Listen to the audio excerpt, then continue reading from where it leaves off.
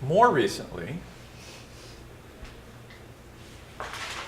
stress has grown in theological circles to look at the social faculties of human beings as where we image God.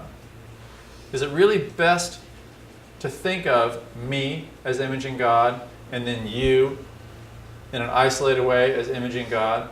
Didn't God say in Genesis 1:26, let us make Adam in our image?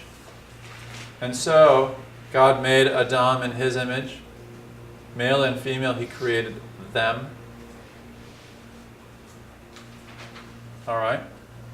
Do I image God or do we image God in our relationships?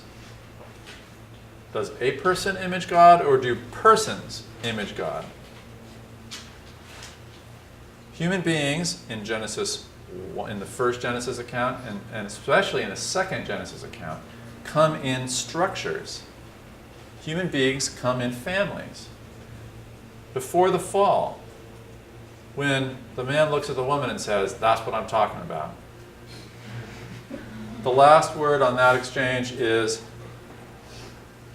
and so a man will leave his father and mother and be cleaved unto his wife, and the two shall become one flesh.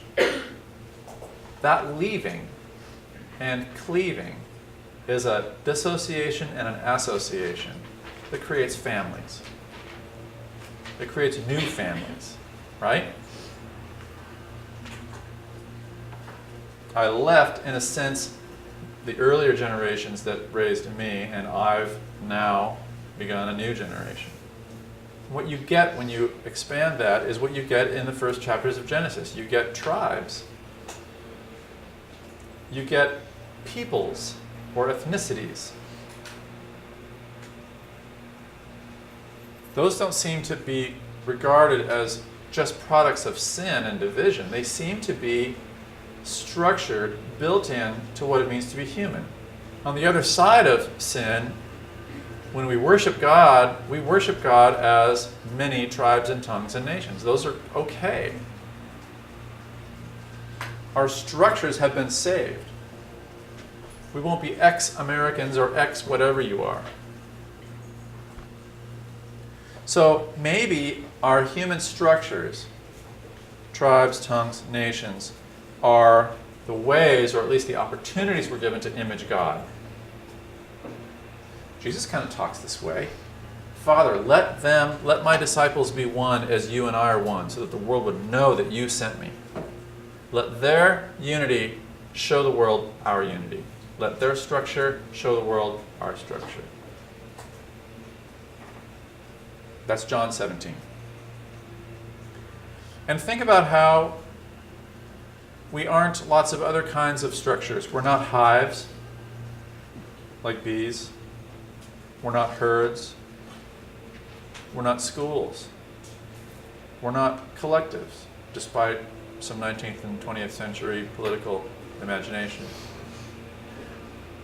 We're not any of all the varieties of other animal social structures, and we're not just individuals that bounce off one another like marbles in a bag. We affect one another. We make one another, despite some influential 18th and 19th century thinking. I mean, it's kind of ironic that our political imagination is shaped between two false notions of humanity, individualism and collectivism. Is it all about me, or is it all about the state? What? I mean, Genesis 1 and 2 and 3 and the like are like, what? The big structures in the Old Testament and the New Testament are family and church. Those are the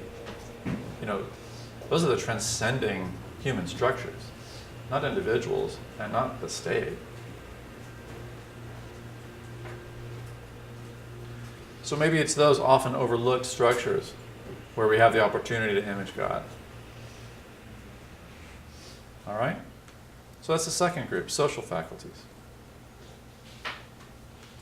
A third way of understanding what's uniquely human is our, I'm going to call them official faculties, our offices, our functions, what we are charged with doing and empowered with doing. Think of the office of the presidency or the office of the secretary.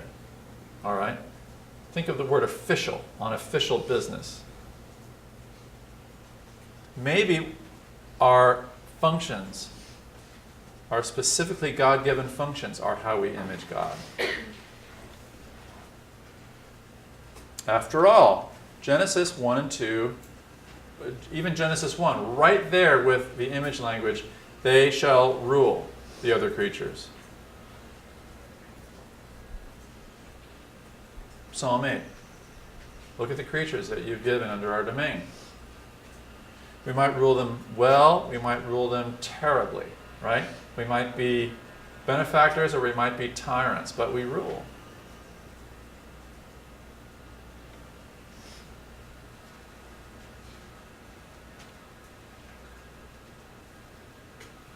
So maybe it's our vocation, maybe it's our calling that makes us image of God.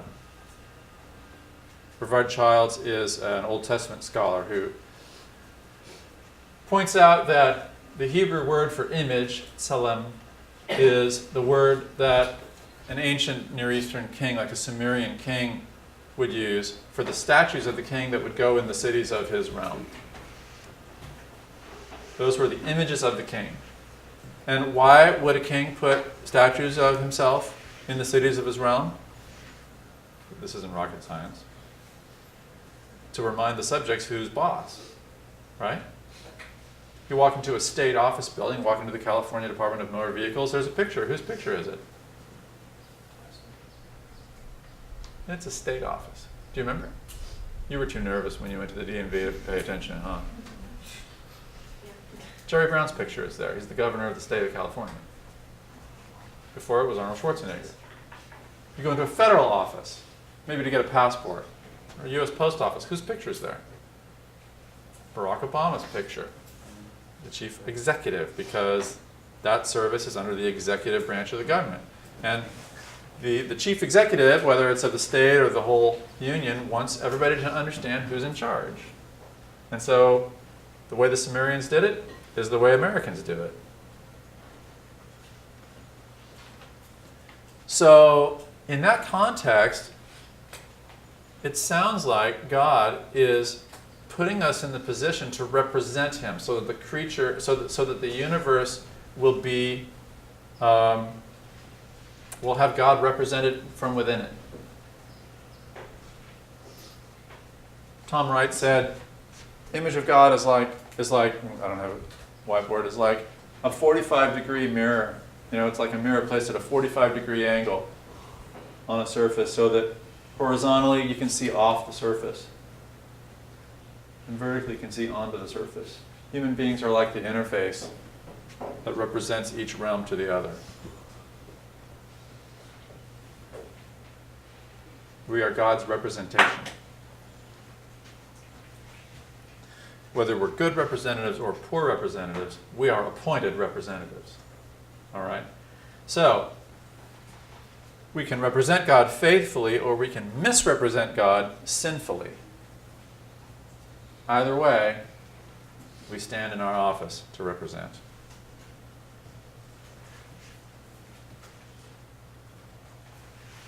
Now, the book of Genesis, what's the book of Genesis about? What? Creation? Is that what I heard? Is that a word I heard? Creation is a good word. Genesis 1 through 2 are specifically focused on the creation of the universe and the earth, the heavens and the earth, and the things of the earth. You'll run into that when we teach it. But Genesis is 50 chapters long. What is Genesis about? It's about creation, but it's about the creation of Israel. Abraham shows up in Genesis 12,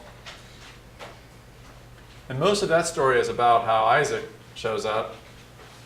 And then Jacob's story and the story of his sons takes up the last, 20 chapters. Most of Genesis is about Israel. Israel is the point of the story. And creation sets the stage for it. So you might infer that our image of God is found in God's covenant and in the covenantal fellowship that God brings about, specifically with and through Israel. Israel's holiness. Be holy, for I am holy, God says. I'm giving you all these rules so that you're going to be a strange people. And the world will know that I am because of your strangeness. They'll know that I am.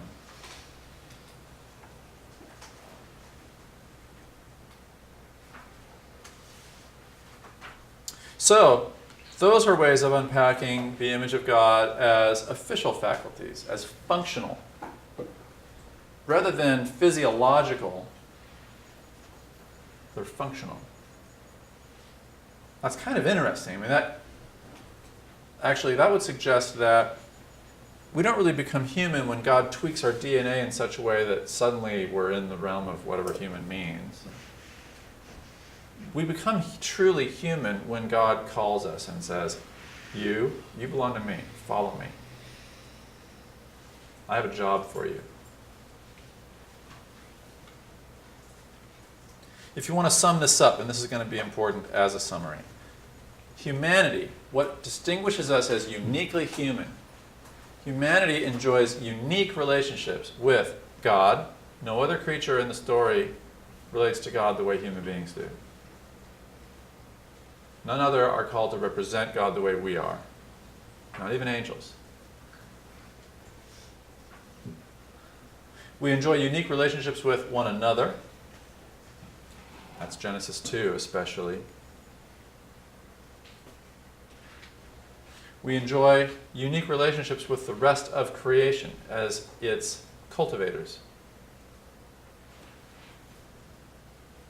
as its stewards, as its heirs. And we enjoy, this is less prominent as we go on, we enjoy unique relationships with ourselves. We have a degree of self-reflection and self-awareness that actually has tremendous spiritual potential, either for good or evil. We can understand ourselves or we can deceive ourselves in powerful ways. That summary is from a Dutch Reformed theologian, Abraham Kuyper, but it's not unique, really. All right? So, that sets the stage for the Imago Dei.